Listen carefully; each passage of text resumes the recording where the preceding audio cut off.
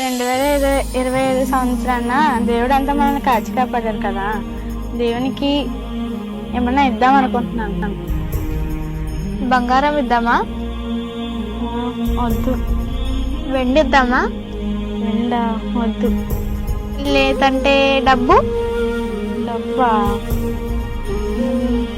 దేవుడే కదా మనకు అన్ని ఇచ్చారు.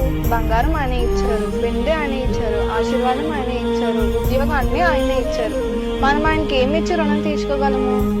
ఇవి కాదు కానీ దేవుడు మనల్ని అడుగుతున్నారు. ఏంటది? దేవుడు మన హృదయాన్ని అడుగుతున్నారు. అది మనం ఇవ్వటం వల్ల మనకు ఆశీర్వాదాలు ఉన్నాయి. ఏం ఆశీర్వాదాలు అవి?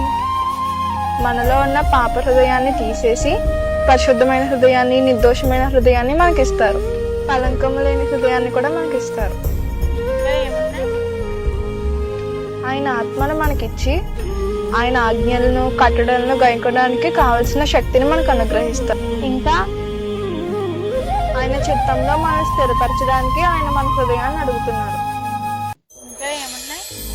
మనకి ఏ లోటు రానివ్వకుండా మనల్ని సుసంపన్నులుగా చేయడానికి ఆయన మన హృదయాన్ని అడుగుతున్నారు.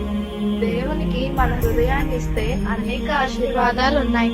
మనకి నూతన హృదయాన్ని ఇస్తారు, తన ఆత్మని ఇచ్చి మనల్ని బలపరుస్తారు, మనల్ని స్థిరపరుస్తారు, మనల్ని సుసంపన్నులుగా చేస్తున్నారు. దేవునికి మన హృదయాన్ని ఇద్దాం. Please subscribe to our channel.